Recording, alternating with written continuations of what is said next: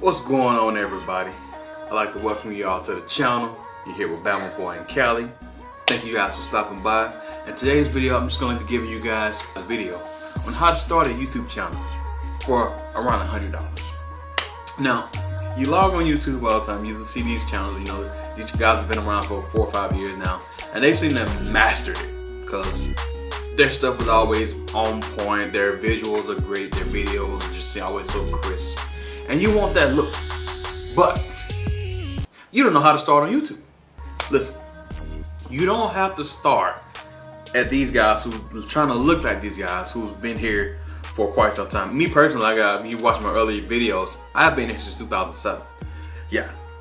Don't look at my subscriber count and thinking like, why he been here for so long and they ain't got subscribers. Look, I just started taking the series back, official in November. I did my first YouTube style video back in May of last year when I did my car review. Tall Guy car reviews got me started wanting to do it, so shout out to him for that. And just get people to look at the Volvo S60 because people didn't think about it like that. So I did a quick little walk around in my car. And then I took a break for like 6 months.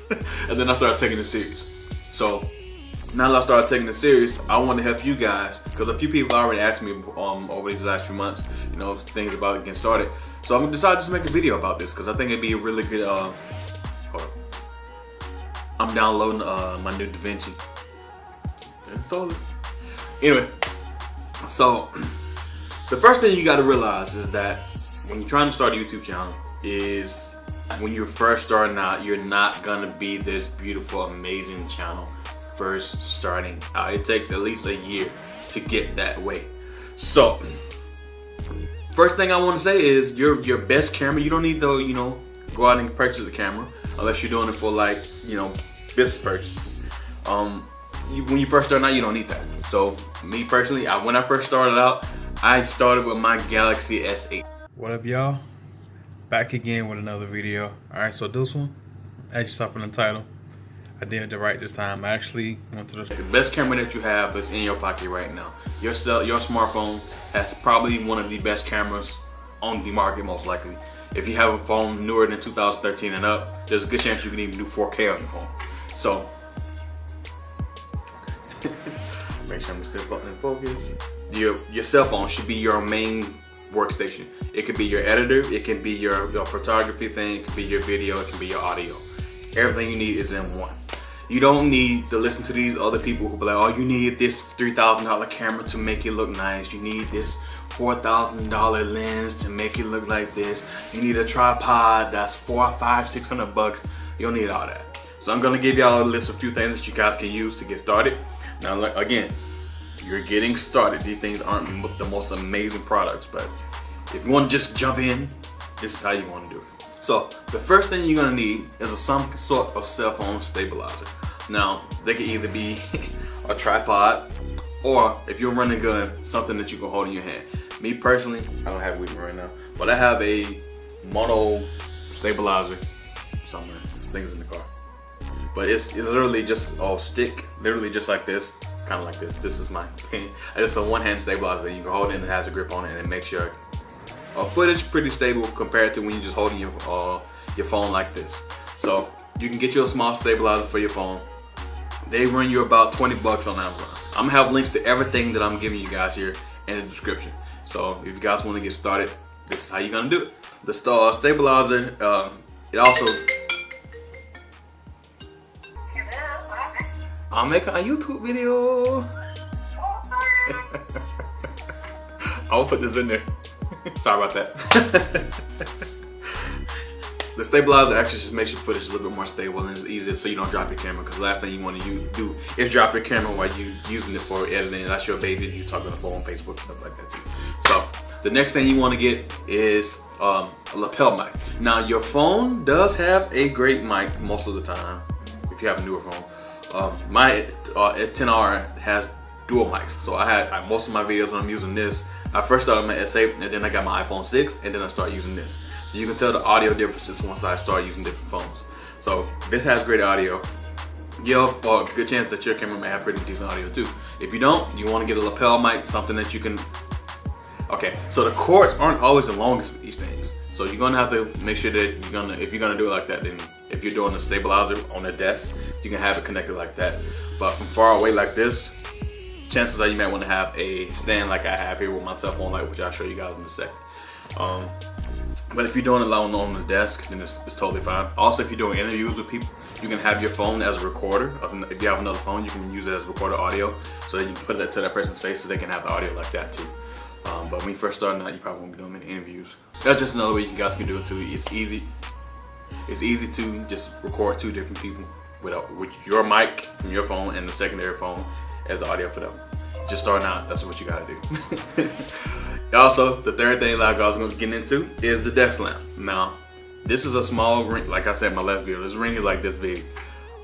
It's purple and I don't wanna mess with it. But it's very small, but it also has a phone holder for my phone too, so I can most of my videos I sit in there, clamp it in, start my video. That's the best way to do it if you ask me.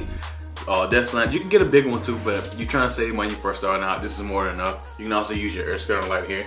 This window light sometimes does good too if I open it, but I like having it like this with the ambient background light. You like that?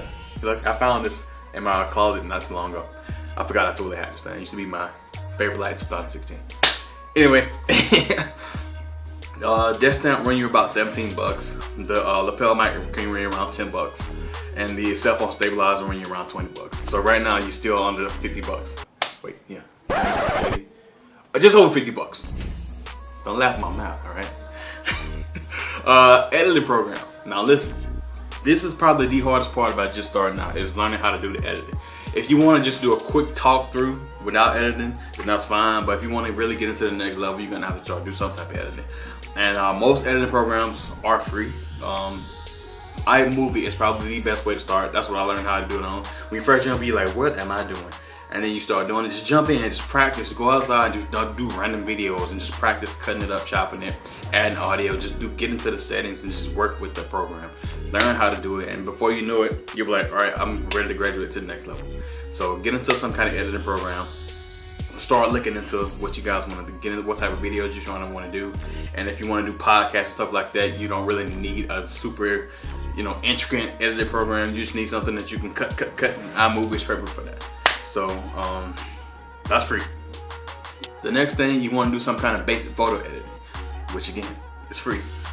Y'all, Snapseed, I did a video a while back about making pictures better, and Snapseed is one of those apps that I recommended. Trust me, you guys want to get started, Snapseed is perfect to learn how to do everything when it comes to editing your photos, because you're going to need a thumbnail. And you also want to, if you're doing videos too, sometimes you might want to take pictures on the scene wherever you're at. So learning how to do editing for your pictures would be great too. Like I said, Snapseed is probably the best one for that.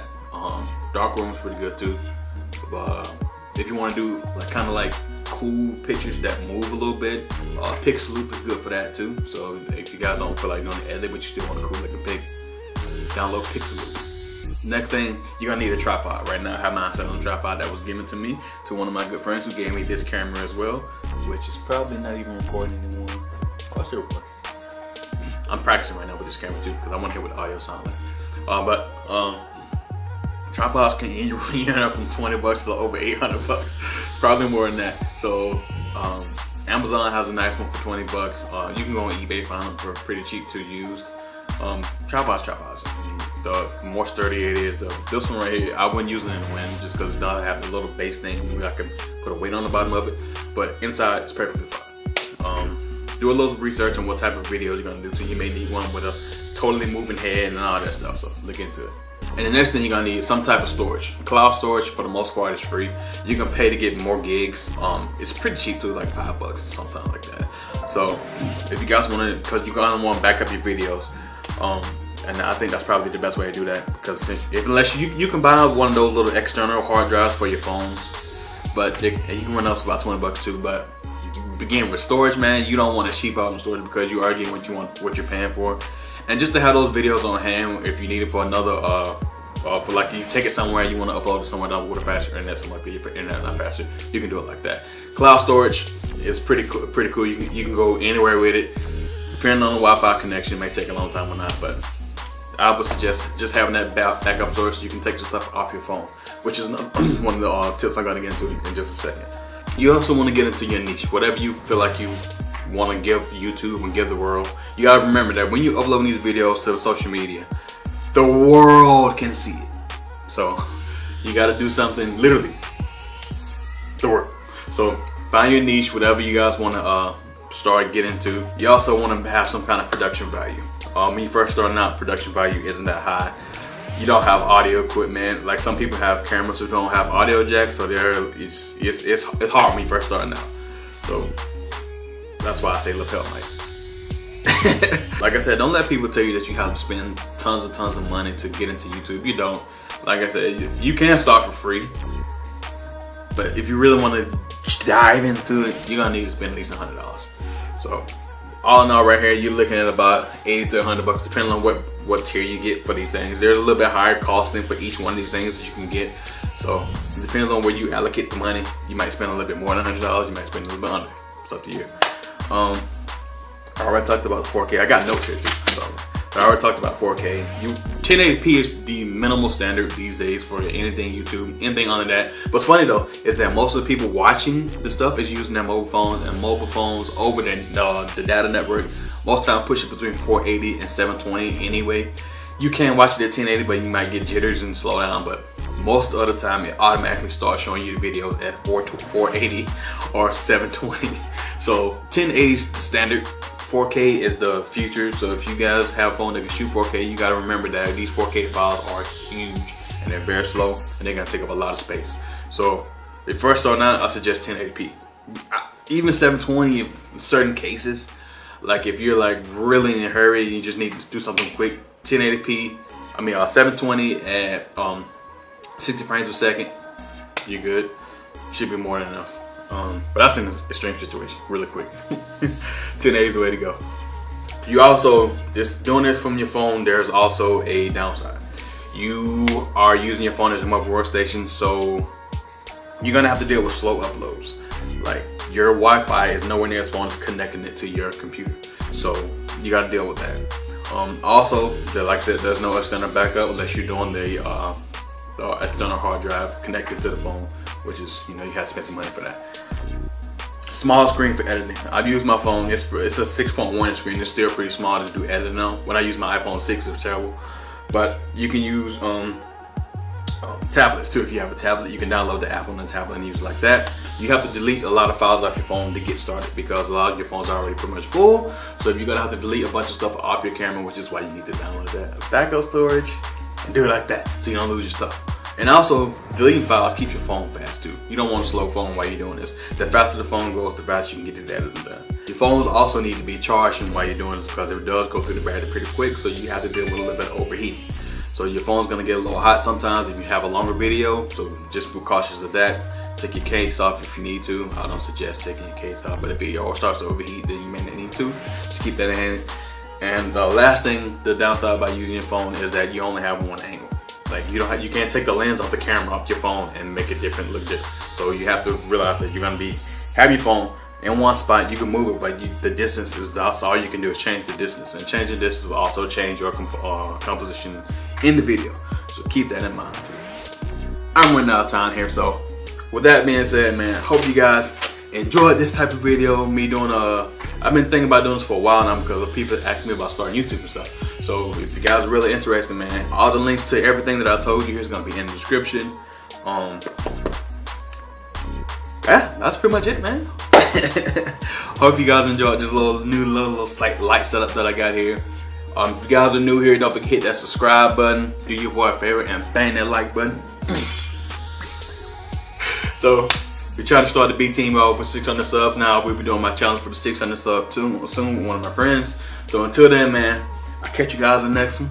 And until next time, stay legendary. Catch you guys in the next one, man. Peace.